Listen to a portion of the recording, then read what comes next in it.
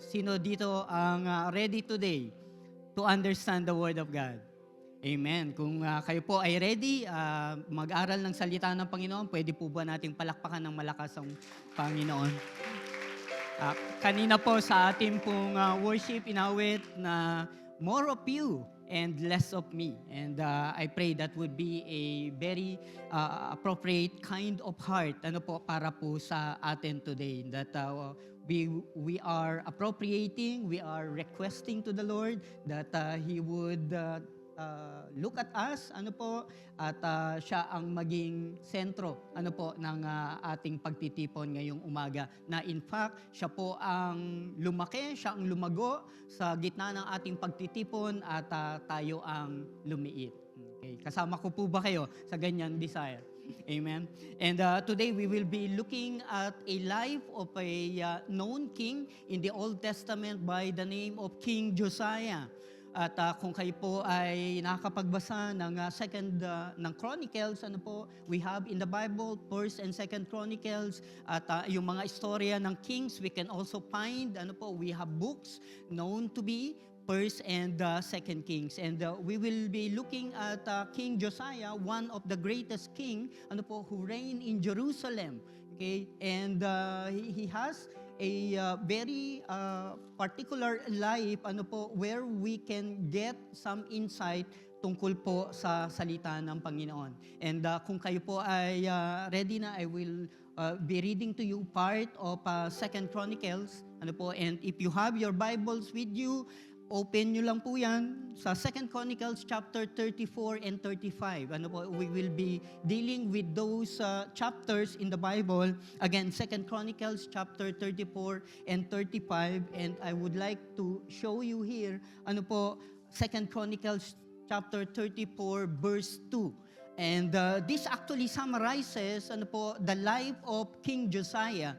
And if you are familiar sa writing ng Chronicles and even in the book of Kings, ang mga hari po na pinag-uusapan doon at nasulat ang kanila pong buhay, they're always introduced and their life is summarized in the first 2 or 3 verses. Just like here in 2 Chronicles chapter 34 verse 2, referring to King Josiah, ang sabi po ng Biblia, ito ang sinasabi sa kanya ng Diyos, he did what was pleasing in the Lord's sight and following the example of his ancestor David. He did not turn away from doing what was right. And what do you think of it? Kung isa-summarize ng Diyos ang ating pong buhay, hindi po ba sana ganyan ang summary ng buhay po natin? Andiyan pa po ba kayo, mga kapatid? Sana po, ganyan, that we have not departed, sa ibang salin, sabi po doon, he did not depart to the left or to the right. He remained straight. He remained in the way of the Lord. So, this is gonna be an exciting life, si King Josiah. And because we will be dealing with 2 relatively long chapters, hindi po natin babasahin ngayon yan. Hindi ko na po kayo patatayuin para basahin yung 2 chapters na yon, but rather, let us start this by a prayer once again. Heavenly Father, we thank you, God. Salamat, Panginoon, sa pagtitipon. You have brought us, Lord, together. Dinala mo po kami dito, Lord. In fact, we are full pack, Lord, in this room. We thank you. You have given the availability, Lord God, because there is something you want to say, Lord, for all of us. And so, God, just like our prayer, Lord, prepare our hearts for your word. At Panginoon, kayo po ang patuloy na mangusap. It is the power of the Holy Spirit, Lord God, that will speak the truth in our heart and in our mind. And by reading the story of King Josiah, Panginoon, patuloy kayo mangusap sa amin. And guard this place, Lord, with your angels, Lord God. And allow us, Lord, to be concentrated on your word today. This is our prayer, Father, as a congregation, as we worship you. In the name of our Lord Jesus Christ, and everyone say, Amen. Malakas nga pong palakpak para sa ating Panginoon. Sorry po, And just to let you know, before you came here today, I prayed for you, that your heart will be prepared for the Word of God. Wala po tayong pag-uusapang iba, wala po akong masyadong ipapakita sa inyo but the Word of God. So, I hope you would stay. These are 2 long chapters, and this is about King Josiah. And if we would look, in a summary of his life, he reigned as a king. That's why we named him King Josiah. Next slide, please. And if we would summarize his life, there are some items as a point of information para po sa atin. He reigned as a good king, that is for sure. King Josiah actually started as a king at 8 years of age. 8 years old lang po siya nang siya po ay itinalaga bilang hari. Next slide, please. Okay, 8 years old. Meron po bang more than 8 years old dito? Yeah. Aba, wala. Okay. Meron po bang more than 8 years old? If 8 years old will qualify as a king, more than 8 years old will definitely qualify. But he started at 8 years old. Why? King Josiah's father is named Ammon. He was known as King Ammon, and he reigned in Jerusalem for just 2 years. Bakit po? Anong nangyari kay King Ammon? He was assassinated by his own court officials. Bakit? Ano pong description kay King Ammon? He did evil in the sight of God. Alam po, when you look at the books, 1st, 2nd Kings, 1st and 2nd Chronicles, they were described as a summary, kagayang nakita natin kay King Josiah. At whenever the Bible, provides a longer chapter for a particular person, mga kapatid, we better listen and we better read his life. Because most of the kings of Israel and Judah were not good in the sight of God. At alam niyo po, whenever these kings did evil in the sight of God, there were just few verses allocated to them in the Bible. Just like King Ammon, if you look at 2nd Chronicles chapter 33, he was only given about 5 verses, 5 short verses. Why? Again, he did evil in the sight of God. That's why when King Josiah was described, his life was described, it was given 2 very long chapters. And that is significant. So King Ammon, the father of King Josiah, died. He just reigned 2 years. That's why 8 years old pa lang si King Josiah, he reigned as a king. So namana niya ang trono ng kanya pong ama na si King Ammon. And ang grandfather ni King Josiah is the king by the name of Manasseh. And Manasseh has the longest reign in the kingdom of Judah, 55 years. Okay. Not because he is good in the sight of God. He also did evil in the sight of God. But he repented afterwards. 1 chapter dedicated to King Manasseh. So therefore, ang grandfather ni King Josiah did evil in the sight of God. His father did evil in the sight of God was assassinated. But Josiah, according to verse 2, he did what was right in the eyes of God. So it is possible, brothers and sisters, that you may not have a very good line, that you may not have a very good background, but God can change your life. Amen? We can see that in King Josiah. And who might be the person? Kung hindi magandang influence ang kanya pong lolo, kung hindi magandang influence ang kanyang ama, who might have influenced his life. In 2 Kings chapter 22, the name or the mother of King Josiah was mentioned by the name of Jedidah. And probably this is one of those unsung hero in the life of King Josiah, mga kapatid. And so what happened, he started to be a king at the age of 8 years old, and he reigned for 31 years. Okay, and therefore, he died at around 39 years old. He ended yung kanyang reign at around 39 years old siya. Relatively bata pa po. And Josiah's life was mentioned again in 2 Kings chapter 34 and 35 and 2 Chronicles chapter 34 and 35 and 2 Kings chapter 22 and 23. There is a similar account, there is a similar narrative of his life sa 2 Kings. But we will be dealing with 2 Chronicles. So that as a background. And King Josiah was known for his reform. Ano po, in the kingdom of Judah. Ano pong mga ginawa niya? Ano po, at remember, he started at 8 years old, and in his 8th year as a king, and that means he was 16 years old. Ano pong ginawa niya? He began to seek the God of his ancestor David. Ano po? He never learned ano po about God from his father or from his grandfather.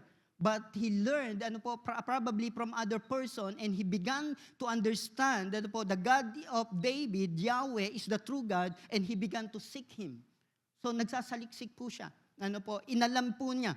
At because of that, ano po, that was age 16, he began to purify Judah and Jerusalem of the idols, ano po, mga other gods. Because King Manasseh reigned for 55 years and King Amon reigned for 2 years. So that is about 57 years. They did evil in the sight of God. They don't have something to do with Yahweh. Ano po, they erected other gods aside from the God of Israel. Ano po, kaya nga po ang ginawa niya, nung maintindihan niya, Yahweh is the true God, he destroys it. Ano po, in his 12 year. That means he was only 20 years old. And sabi po doon, he purged every curved idols. Ano po, so lahat po ng Diyos-Diyosan, hindi lang ibinagsak niya. In fact, they pulverized. Ano po, they turned it into powder. They burned it. And even the priests, ano po, na nagsuserve sa mga altar na yon, yung mga buto ng mga priest na nagserve doon, hinukay nila, they exhumed it, and they burned it, and they powderized it, and they scatter in those altar from the other gods. Andiyan pa po ba kayo, mga kapatid? Andiyan pa po ba? And that means they desecrated. Para hindi na magamit yung mga altars po na yon, ano po, binuhos nila doon yung dinurog na buto ng mga priests na nagsiserve sa altar na yon. And this particular reform of King Josiah was actually prophesied, ano po, very long time ago. In fact, ano po, it was 300 years before the reign of King Josiah. In the reign of King Jeroboam, ano po, so sorry sa maraming pangalan, ano po, but this is important. King Jeroboam is the first king of the northern kingdom Israel. At because ano po si King Jeroboam, ano po, hindi po siya sumasamba sa tunay na Diyos, nag-erect po siya ng Diyos-Diyosan. Para ang mga tao, ano po, doon sa northern Israel, hindi pupunta sa Judah, hindi pupunta sa Jerusalem dahil andoon yung temple. Alam niyo po, yung Diyos-Diyosan at tinayo niya, it was called a golden calf. Ano po, similar to what the Israelites have worshipped in the wilderness. Remember the golden calf? Ano po, nung si Moses ay umakyat sa Mount Sinai, ganun po ang tinayo ni King Jeroboam. And there was a prophecy at his time, ano po, that a child named Josiah will be raised up by God, and he will desecrate the altar of these idols, ano po, dahil hindi po sila tunay na Diyos. Ano po? So here is King Josiah fulfilling that prophecy 300 years after, at yun nga po ang ginawa niya. Ano po? Tinanggal niya lahat ng Diyos-Diyosan doon po sa Jerusalem, sa buong kingdom of Judah, and even some parts of Jerusalem, mga kapatid. At a very early age. Ano po?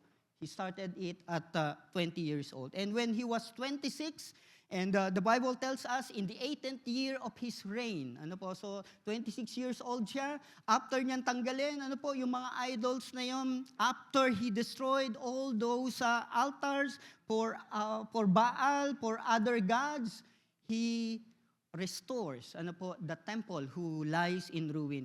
Dahil nga po, walang pagtingin sa Diyos ang mga naunang king, kay King Josiah, ano po, the temple was left in the state of unrepair. Ano po, so maaring sira-sira na yung temple na itinayo ni Solomon, at yun po ang gusto niyang gawin. Ano po, inayos po niya. And he was helped, ano po, by the administrator of his kingdom named Shaphan, and the high priest at that time was named Hilkiah. He is the high priest, mga kapatid. So inayos po niya. ang kanyang kingdom, inalis niya ang mga Diyos-Diyosan at inayos niya ang templo ng Panginoon. And something happened. Nung kanya pong inayos, mga kapatid, yung templo ng Diyos. And we look at the next event in his life. The Word of God was discovered. And this is very controversial. How can the Word of God, how can the Scripture be lost to the people of Israel? No one knows. But because of the probably 57 years na hindi sila sumasamba sa Diyos, hindi rin sila nagbabasa ng Scripture, ng mga scroll na nasulat ni Moses, known to be the book of the law. So hindi na nagbabasa para po bang tayo ay may Sunday service and the Word of God is never read and the people never miss it. So ganun po ang nangyari sa kanila because of those 57 years that they did evil in the sight of God and they worship other gods. So the book of the law was found and we can see that, mga kapatid, in 2 Chronicles chapter 34 beginning with verse 14 to 15. Ganito po ang sinasabi. While they were bringing out the money collected at the Lord's temple, kailangan po nila ng pampagawa ng temple, kinukuha po yung mga offering na naandoon. Hilkiah the priest found the book of the law of the Lord that was written by Moses. Hilkiah said to Shaphan, the court secretary, I have found the book of the law in the Lord's temple. Then Hilkiah gave the scroll to Shaphan. So you can see even the high priest Hilkiah was surprised. That there was a book of the law. And most of the Bible scholars, you would notice this is singular. It is a book of the law. It is just one scroll, brothers and sisters, that was found in the temple. And most of the scholars agree this is the scroll, this is the book of Deuteronomy. Sabi nyo nga po, Deuteronomy. And Deuteronomy is known to be the book of the law. It is the second reiteration of the instruction of God to the people of Israel. So yun po ang nakita. And what happened?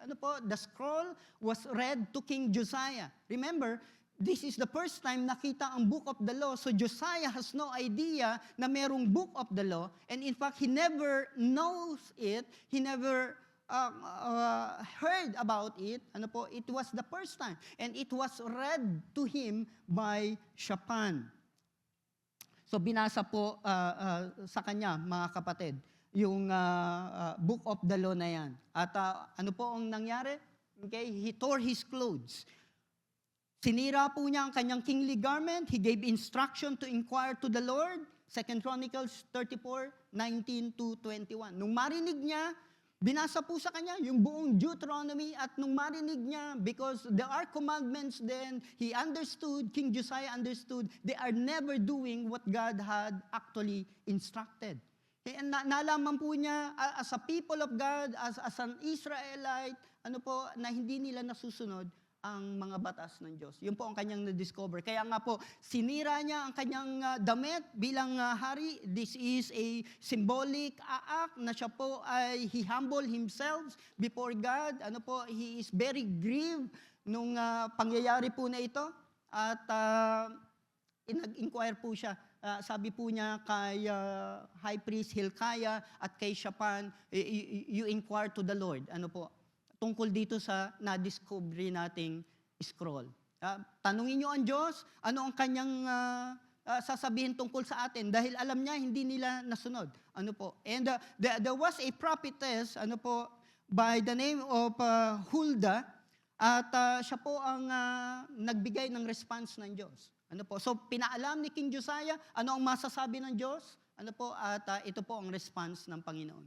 Gusto niyo po bang malaman ang response ng Diyos? Amen. Number one, the judgment of God will surely come. Ayun po ang sabi ni Prophetess Huldah.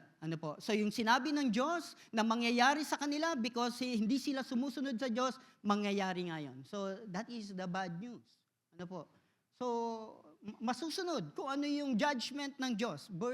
Verses 23 to 25, mga kapatid. At ito po ang sinasabi. I would like to read it to you. She said to them, this is prophetess Huldah. She is a woman prophet. The Lord, the God of Israel, go back and tell the man who sent you, this is what the Lord says. Ano po? And we have to be careful, ano po, whenever we read that in the Bible, this is what the Lord says. Ito ang sinasabi ng Panginoon. I am going to bring disaster on this city and its people. All the curses written in the scroll that was read to the king of Judah will come true. So, mangyayari yon. For my people, at ito po ang reason, for my people have abandoned me and offered sacrifices to pagan gods, and I am very angry with them for everything they have done. My anger will be poured out on this place, and it will not be quenched. Ano po? Who says God is only a God of love? God is also a God of judgment, mga kapatid. That is true. So there will be judgment. That is the bad news. Andiyan pa po ba kayo? But there is a good news, mga kapatid. Ano po? From the response of the prophet Huldah, yes, it will happen. The judgment will happen, but it will not happen in the time of King Josiah. So mangyayari yung sinasabi ng Panginoon na He will destroy His people, but because Josiah humbled himself, hindi makikita ni Josiah yung judgment ng Panginoon. And this is what we can read. Here in verses 26 to 28 of chapter 34. But go to the king of Judah who sent you to seek the Lord and tell him, this is what the Lord, the God of Israel says, concerning the message that you have just heard. Ito po ang pinapasabi po niya kay King Josiah. You were sorry and humbled yourself before God when you heard His words against this city and against its people. You humbled yourself and tore your clothing in despair and wept before me in repentance. And I have indeed heard you, says the Lord. Sabihin niyo nga po, I have heard you. Alam po, pagka nanalangin po tayo, when we seek God, this is a kind of assurance. God will hear us, mga kapatid. So God has heard, King Josiah, because he wept before me in repentance, and I have indeed heard you, says the Lord.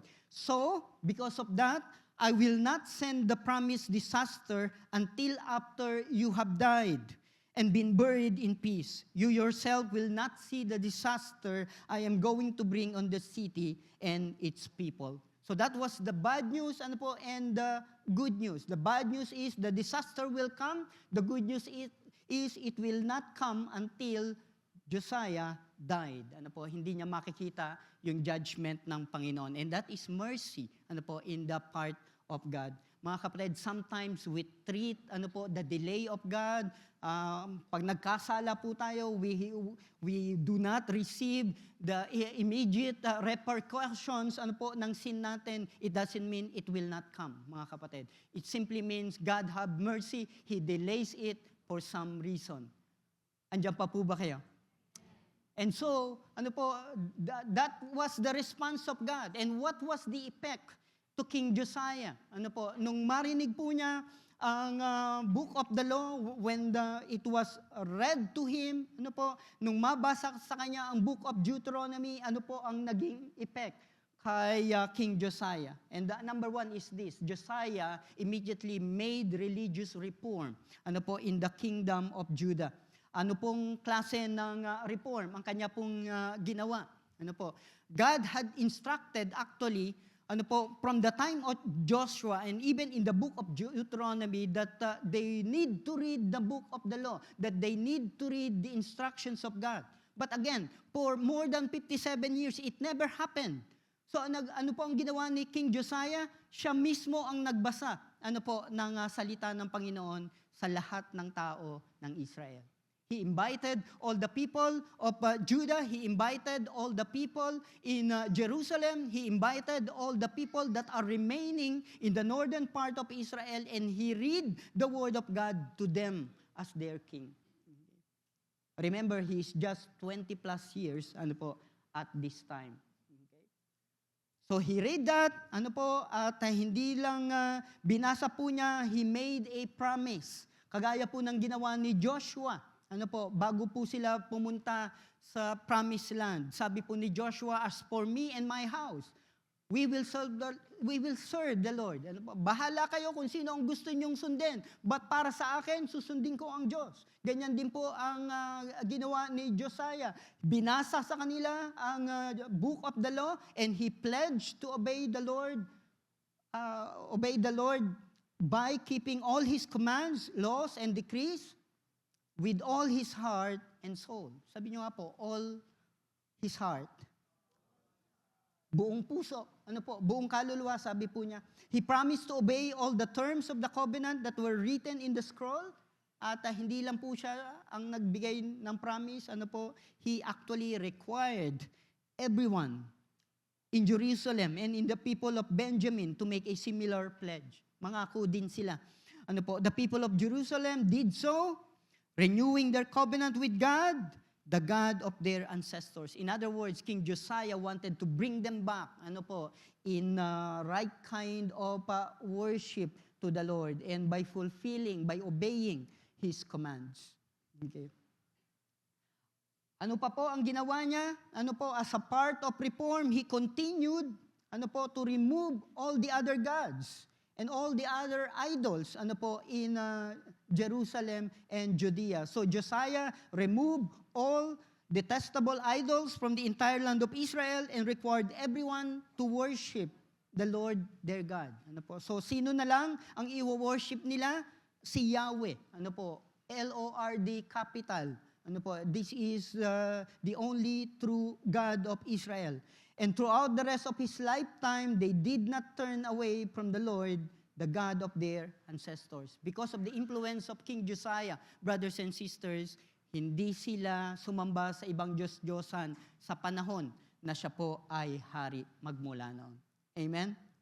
So that is the kind of influence that the young King Josiah had done because he read and he understood the law of the Lord. So because of the aside from the religious reform, also Josiah reinstituted the Passover celebration. Okay, ibinalik po niya ang celebration ng Passover. And we have to remember, the Passover is the celebration wherein they remember ang ginawa ng Diyos na pagliligtas sa kanila doon sa Ehipto. That ang instruction ng Diyos, they will kill a particular lamb, at ang dugo noon ay ilalagay sa pinto, ng kanila pong sa hamba ng kanilang mga pintuan. At pagka may dugo, ng lamb, nung tupa doon, ay hindi po sila, lalagpasan po sila ng angel of death ni God. And that's why it is called a Passover. So they need to celebrate it. It has an instruction in the book of Deuteronomy. Kaya nung malaman po ni King Josiah, he reinstituted it. Ibinalik po nila yon. They had never celebrated the Passover for more than a generation, for about 60 years.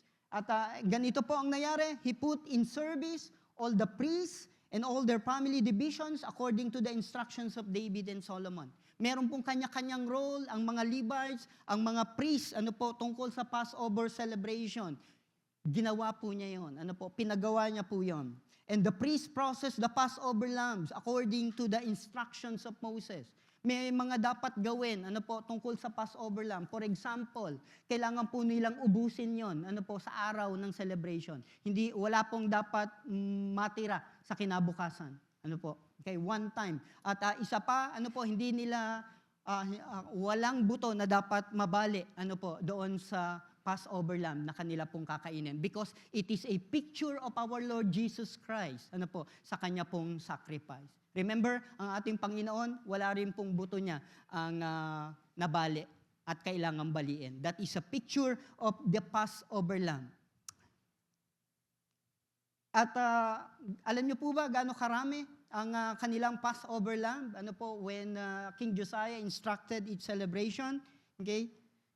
Staggering 30,000 lambs and young goats and 3,000 cattle, mga kapatid. Can you imagine that? Siguro kung tayo pupunta sa piyesta at may isang lechong baka, tuwan-tuwa na tayo. Ito po, 3,000 cattle. at 30,000 lambs and young goats. Remember, they have to consume that in the Passover day, celebration. Okay? And that has to be followed by the celebration of unleavened bread. And this number, ito po yung donation ni King Josiah. The other priests, the other Levites, you can read in 2 Chronicles, they also donated some other lambs. 2,600 other lambs, 300 cattle, yung isa is about another 3,000 lambs and 500 cattle. So, ito yung galing lang kay King Josiah, galing sa sarili niyang herd. That is the kind of Passover celebration na ginawa po niya. And what does the Bible tells about it? Ganito po dinescribe yung Passover celebration, mga kapatid. Nakikinig pa po ba kayo? Sabi po doon, never since the time of Prophet Samuel had there been such a Passover. None of the kings of Israel had ever kept a Passover as Josiah did, involving all the priests and Levites, all the people of Jerusalem, the people from all over Judah and Israel. This Passover was celebrated in the 18th year of Josiah's reign, according sa 2 Chronicles 35:18-19. In fact, a great part of chapter 35 was dedicated to describe what happened in this Passover. So walang katulad, mga kapatid, yung Passover celebration na to, not just because of the number of Passover lambs and cattle, but because of the kind of participation. All the people or the Levites, we can read, all the priests had participated dito sa Passover. Wala pang nangyaring ganon in the history of the king of Judah. Amen po ba? That is the kind of effect. And why did Josiah did that? Because he understood the book of the law. Because it was read to him. So what can we learn? So this is a kind of summary, mga kapatid. Please bear with me. Okay lang po ba kayo? It looks like we will be over for some few minutes. Okay pa ba kayo, mga kapatid? Let's finish this. King Josiah's life is unparalleled by other kings. You can read the verses. Wala pong katulad na hari nauna sa kanya at after niya. In fact, after King Josiah, there would just be 4 other kings in the kingdom of Judah. All of them did what was evil in the sight of God. Josiah was the last good king of Judah. So he has an unparalleled life, mga kapatid. Hindi po kayang tumbasan. He did what was pleasing in the Lord's sight. And throughout his lifetime, ito po yung kanyang influence, they did not turn away from the Lord, the God of their ancestors. This is a young king, who had a great influence on his people. Kaya wag po nating maliitin, mga kapatid, ang mga kabataan. If they are touched by God, we can never underestimate the kind of power, the kind of influence God will have on them only if they will study the Word of God. Amen po ba? God can transform us. He just learned, one book of the Bible, and this is the kind of life, na meron po siya. What else? He is unparalleled because of his commitment to follow the instruction of God seen in the celebration of the Passover. King Josiah's life was unparalleled, and it was because he was influenced by the discovery of the book of the law. That is the single event that really transformed him when he knew the Word of God, when he knew the book of Deuteronomy, mga kapatid. When he learned what was written in the law, he tore his clothes. Naapektuhan po siya, mga kapatid. And not only that, he personally read the entire book of the law to all the people, and he made a commitment to obey that, with all his heart and with all his soul. Ganun po ang naging influence ng discovery ng book of the law sa kanya. And that's why, it will lead us to a question. That is the life of King Josiah, mga kapatid. Okay? That is the life of King Josiah. And he has a great influence, At hinayaan ng Panginoon na masulat ang kanyang buhay para maging example sa atin. And this is now the question, mga kapatid. And this is now our kind of application. Have you found the book? Have you found the book of God? And what I meant by book is the Bible, mga kapatid. Have you found the book of law? Have you found the book of God? Have you really found your Bible?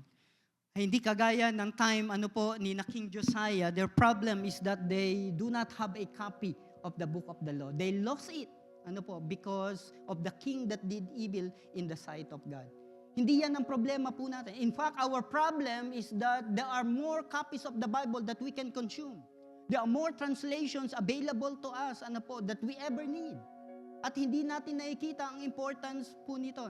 Hindi natin nakikita the sacredness of this. We already have forgotten, mga kapatid. There are people who risk their lives. There are people who are burned in the stake because they wanted to translate the Word of God in a language that we can understand. At now, na nasa English na to, nasa Tagalog, we don't care. Amen? That is the kind of problem that we had. It is a different kind of problem that King Josiah has. They never have a copy of the Bible. So have you found the book of God? Have you found the Bible? And there are three things, brothers and sisters, just very few minutes to know whether we found the book of God or not, whether we found meaning in the Bible or not. Number one is this: you have found it when you had a sincere desire to know it completely. Sabihin nyo nga po, completely. Imagine King Josiah only discovered and known the book of Deuteronomy. The Bible consists of 66 books, mga kapatid. Imagine kung nabasa ni Josiah yung iba pang libro. What can it do to him? Amen?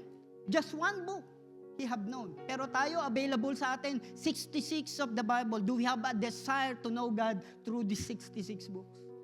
And that is a really hard question, isn't it? God had spoken, and by His wisdom, by His provision, He allowed His words to be written in this book we called a Bible. And we never take care, to have time for that. 2 Timothy chapter 3, verse 16 to 17 says, all Scripture is given by the inspiration of God, and is profitable for doctrine, for reproof, for correction, for instruction in righteousness. Ano po ang goal? So that the man of God may be complete, thoroughly equipped for every good work. Para makagawa po tayo ng maayos. Ano pong binigay sa atin, mga kapatid, sabihin po natin, all Scripture. It's not just part of the Scripture. It's not portion of the Scripture. It is all Scripture.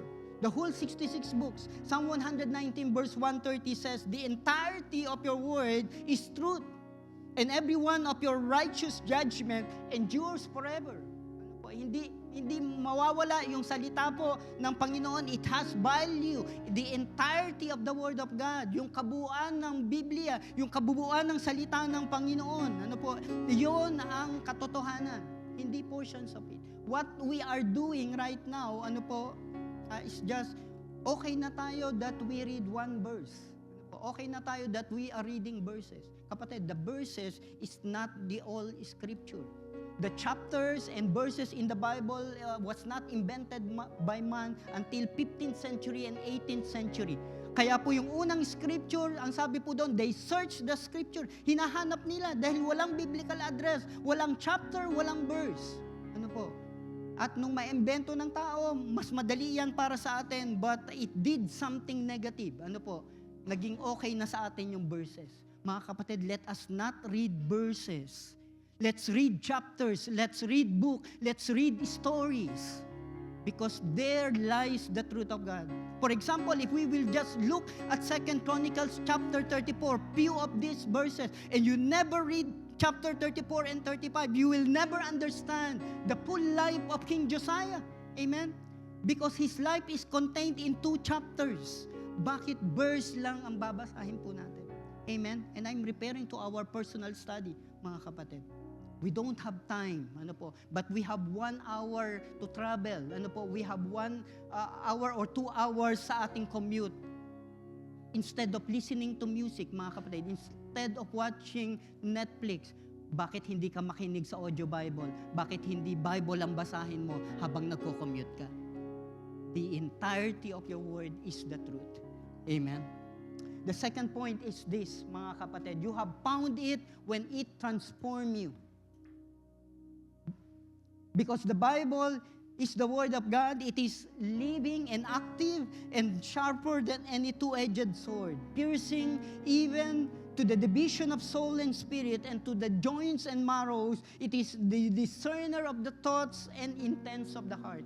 No other people will see the intent of your heart. Ano po? But the Word of God can see it. And that makes it a very different and unique book. When you read it, it reads you. And it is a kind of mirror. What we see is our own nature. What we see is our own sinfulness, and it leads us to God. And that leading and that seeking will definitely transform us. The reason why we are not changed, we are not reading the Word of God. Psalm 119 verse 130 says, the entrance of your word gives light. It gives understanding to the simple. Sabi nyo nga po, entrance. We never let the Word of God enter into our hearts. Amen? Sabi po dyan, the simple will not remain simple. The simple will get understanding. Ano po? If the Word of God enters. Ano po? The Word of God enters our heart, mga kapatid. And it will transform us. Sabi nyo nga po sa katabi nyo, it will transform you. The third and last is this, you have really found the book of God when it provides meaning into your life. When it provides meaning into your life. Ngayon ba, nakikita mo ang buhay mo, hindi lang for the physical needs and things na meron tayo. The Bible tells us life is more than meat and the body more than clothing. In other words, our life is not just those things that we see. When we read our Bible, when we understand it, when we seek God, and when we are touched by God through His Word, ano po, that will give us hope. Ano po, that will give us guidance. Ano po, that will give light. That will give illumination. Ano po, and you will never see your life the same again. Amen? Because you will be able to see your life in the light of what God is seeing. Life is more than what we have right now. Ano po? There is a spiritual life. There is a full and meaningful life that our Lord Jesus Christ has promised. Amen po ba, mga kapatid? You found it when it provides meaning into your life. Our Lord Jesus Christ says, but it is written, man shall not live on bread alone, but on every word that comes from the mouth of God. We live by the Word of God, mga kapatid. That is a necessity. And lastly, Psalm 119 verse 50, this is my comfort in my afflictions. And po, there would be trouble, sabi ng ating Panginoon, but this is my comfort, says the psalmist. Your Word has given me life. Your Word has given me life. And I think wala nang kailangang explanation po doon. I believe the Word of God speak to our heart. Ano po? And what it gives us through the life of Josiah is this. The Word of God will transform us. Ano po? If we seek God. And it's not surprising that it was King Josiah who found the book of the law. Why? Because he is truly seeking God. He is truly seeking God. He is sold to worshiping the only true God of Israel. That's why sa time niya na-discover yung nawawalang Book of the Law. Kapatid, nasaan ang Book of the Law sa buhay po natin? That is a question we have to answer.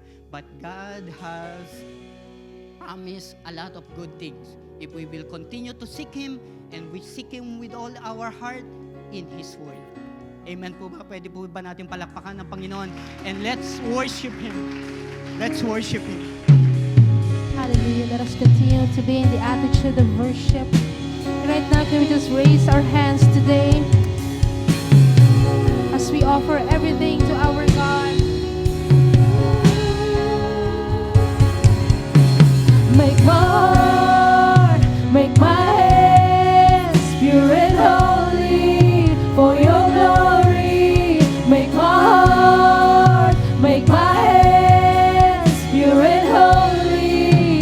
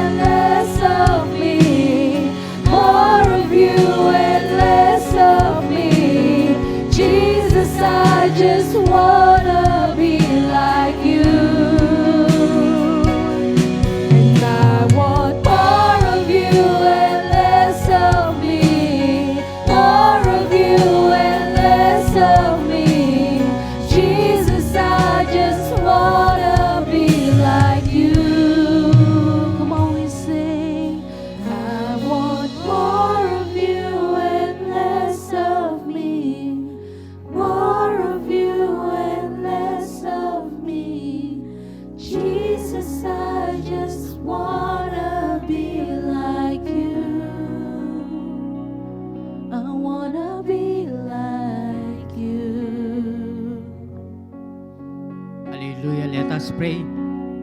Heavenly Father, we thank you, God, for this time together. Salamat po that we can worship your name, Lord. Salamat po that we have been saved through the blood of our Lord Jesus Christ, our Passover Lamb. At salamat, Panginoon, because you are speaking to us through your word.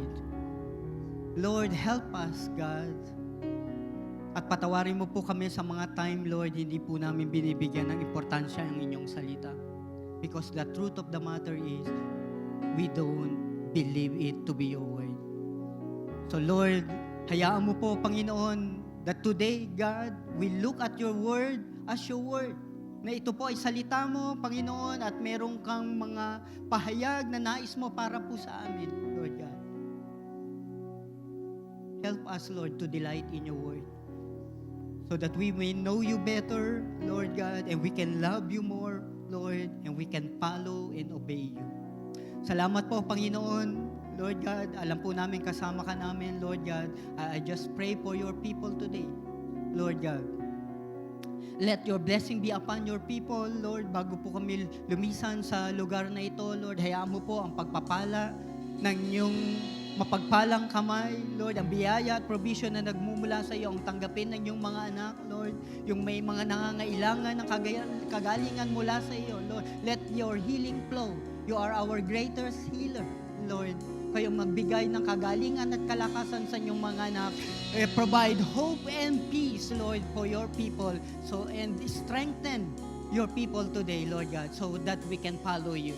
And help us, Lord, to remember your word and to give time to it, Lord God, as we communicate to you.